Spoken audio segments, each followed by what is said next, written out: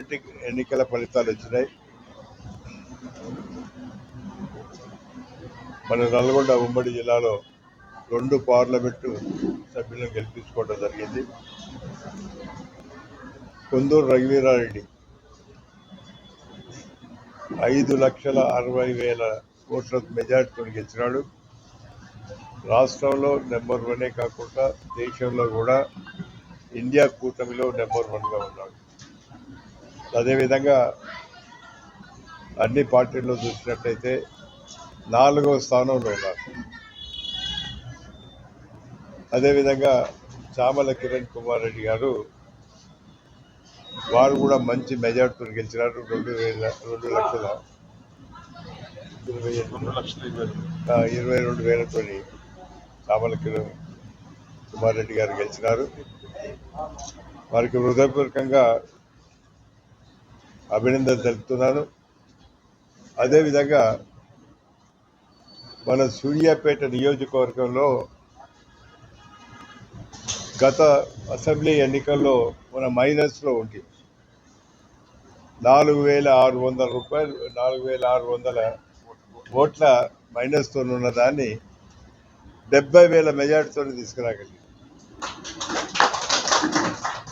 అది మా కార్యకర్తల నాయకుల కృషితో పాటు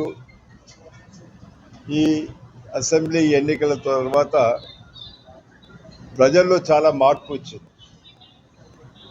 కాబట్టి మా నాయకులకు కార్యకర్తలకు ప్రజలందరికీ కూడా హృదయపూర్వకంగా నేను ధన్యవాదాలు తెలుపుతున్నాను. అదేవిధంగా తుంగతుర్తిలో కూడా అసెంబ్లీ నియోజకవర్గంలో గత అసెంబ్లీ ఎన్నికల్లో 52,000 మెజారిటీ ఉంటే ఇప్పుడు 70,000 మెజారిటీ వచ్చింది. అంటే మా ప్రభుత్వంలో ప్రజలంతా విశ్వసిస్తున్నారు మా ప్రభుత్వాన్ని.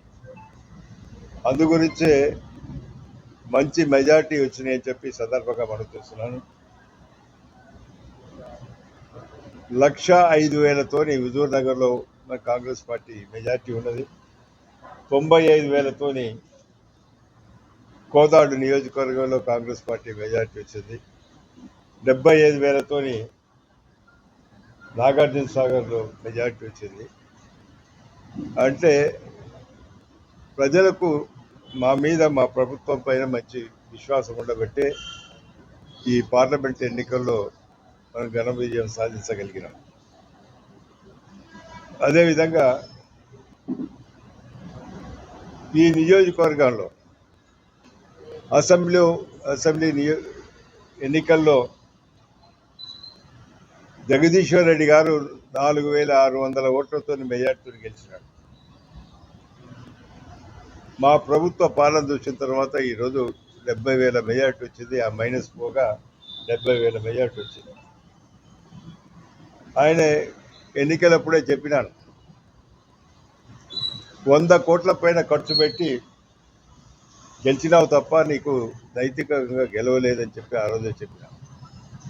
మేము నైతికంగా గెలిచినాం. ఆ రోజు సాంకేతికంగా ఓడిపోవచ్చు, కానీ ఈ ఎన్నికల ఫలితాలు చూసిన తర్వాత నిజంగా ఆయనకు నైతిక విలువలు ఉంటే వెంటనే శాసనసభ్యత్వానికి రాజీనామా చేయమని చెప్పి మేము డిమాండ్ చేస్తున్నాం. ఈ 5-6 మాసాలనే ఆయన శాసనసభ్యులైన తర్వాత కూడా కనీసం ప్రజలను కూడా పట్టించుకోలేదు. తనకు ఓట్లేసిన కార్యకర్తను కూడా పట్టించుకోలేదు. మా పాలన చూసినారు, మా ప్రజాపాలన చూసినారు కాబట్టి ఈరోజు మాకంత మెజార్టీ వచ్చిందని చెప్పి నేను గర్వంగా చెప్పగలుగుతున్నాను. 10 సంవత్సరాల కాలంలో జగదీశ్వర్ రెడ్డి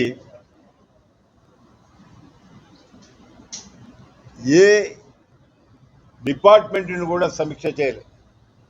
ఆఖరికి తను నిర్వహించిన విద్యుత్ శాఖను కూడా సమీక్ష చేయలేదంటే అర్థం చేసుకోవాలి ఆయన పరిపాలన ఏ విధంగా ఉంది. ఒక్క డిపార్ట్మెంట్ను కూడా మెడికల్ అండ్ హెల్త్ కానీ, విద్యుత్ శక్తి కానీ, ఎడ్యుకేషన్ కానీ, R&B కానీ, పంచాయతీరాజ్ కానీ, ఆఖరికి మున్సిపాలిటీలో కూడా ఎన్నడూ కూడా సమీక్ష చేయలేదు. అందు గురించి 10 సంవత్సరాల కాలంలో అన్ని డిపార్ట్మెంట్లు కూడా అధికారులు ఏ విధంగా పనిచేసినారంటే పూర్తిగా అవినీతితో ఉండబడినది. ప్రతి డిపార్ట్మెంట్లో చూసినా కూడా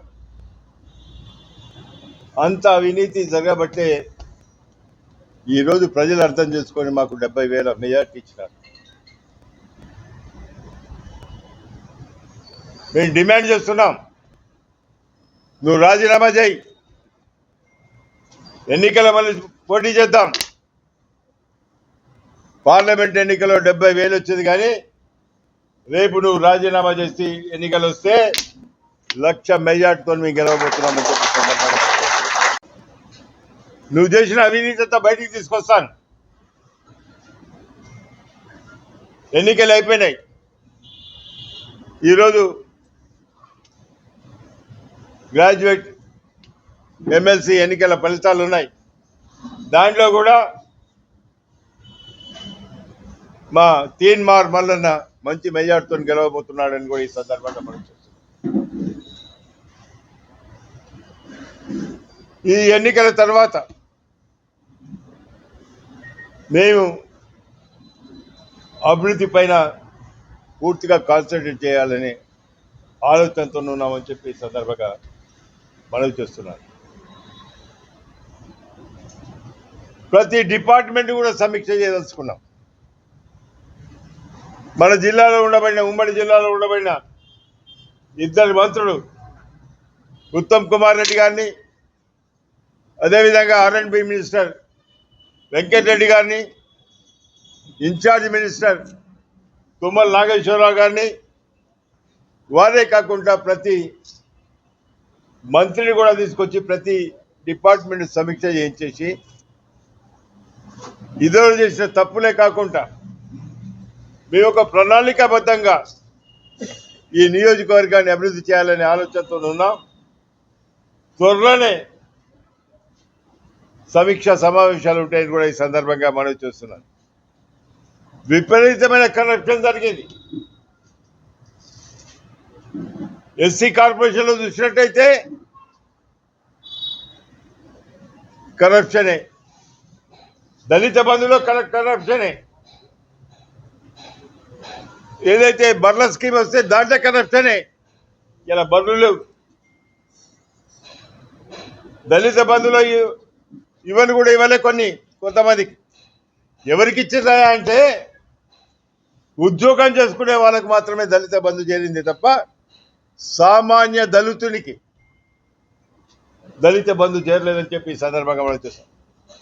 దీని మీద విజిలెన్స్ ఎంక్వైరీ పెట్టిస్తాను, బయటికి తీసుకొస్తానని చెప్పి ఈ సందర్భంగా మనం చేస్తున్నాను. ఇండస్ట్రీస్ డిపార్ట్మెంట్లో చూసినట్టయితే పేదవారికి ఇవ్వలే, బీఆర్ఎస్ కండవ కప్పుకున్న వారికి ఒక్కొక్కరికి 30 వెహికల్స్ బెనామీ పేరు మీద తీసుకోవడం జరిగింది. ఇవన్నీ వెలికి తీసుకొచ్చే ప్రయత్నం చేస్తాం. ప్రతి డిపార్ట్మెంట్లో సమీక్ష చేస్తాం. ప్రతి డిపార్ట్మెంట్లో ఎక్కడైతే అవినీతి జరిగిందో, అక్రమాలు జరిగినో అవన్నీ బయటికి తీసుకొచ్చి ప్రజలకు చెప్పడమే కాకుండా అవన్నీ సరిదిద్ది ఎవరైతే అర్హులు ఉన్నారో వారికి ఇచ్చే ప్రయత్నం కూడా చేస్తామని చెప్పి ఈ సందర్భంగా మనం చేస్తున్నాం. ఒక్క డిపార్ట్మెంట్ అనే కాదు, పచ్చదనం అనేది హరితహారం పేరు మీద ఎంత దోచుకున్నారు, హరితహారం మీద ఎంత దోచుకున్నారు. ఈరోజు చెట్లు ఉన్నాయా? అసలు సప్లై చేసేదా? ప్రతి డిపార్ట్మెంట్లో కూడా అవినీతి జరిగింది. ఇవన్నీ వెలికి తీస్తామని కూడా ఈ సందర్భంగా మనవి చేస్తున్నాను. అదేవిధంగా మనం చూసినట్టయితే మున్సిపాలిటీలో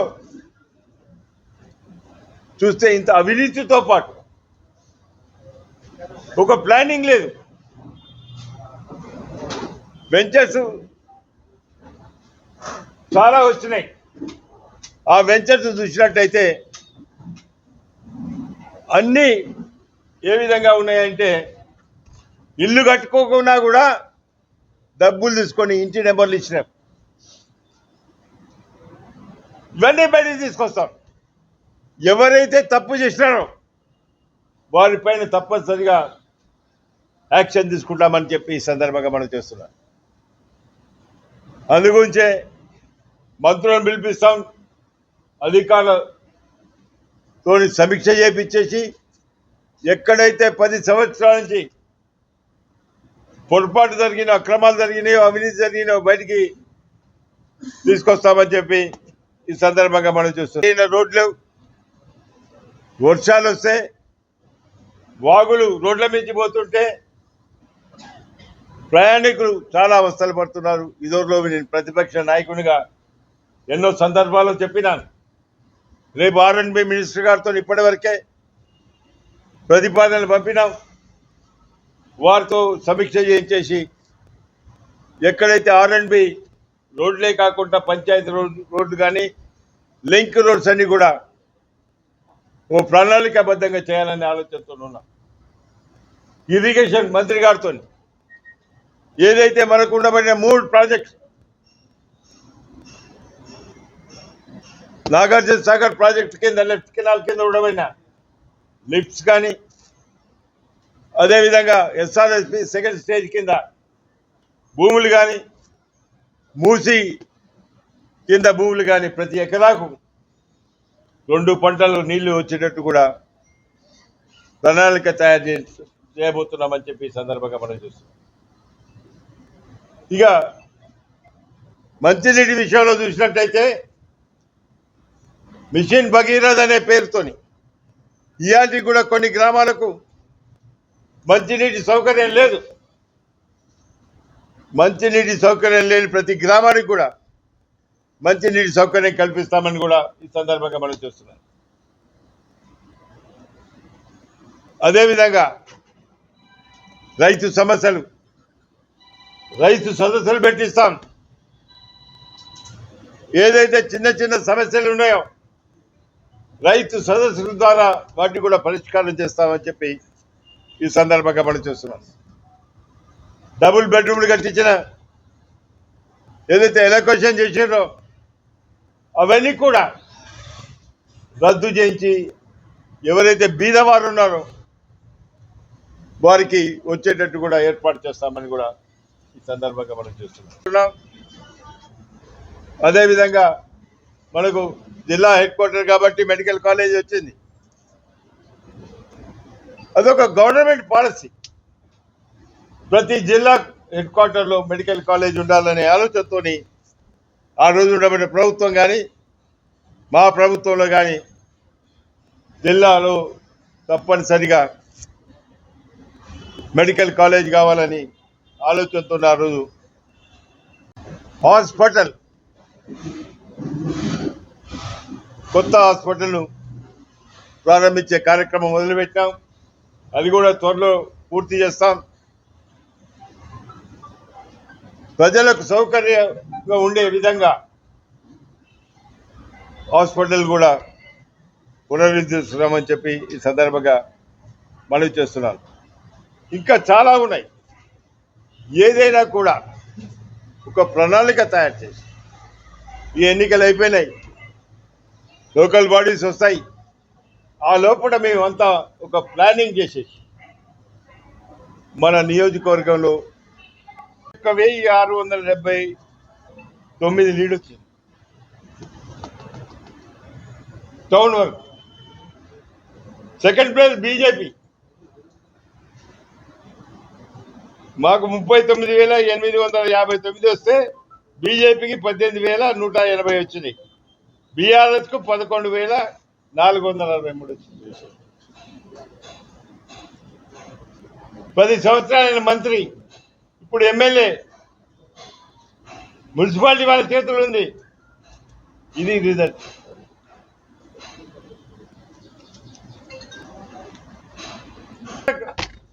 నాయకులు కానీ కార్యకర్తలు కానీ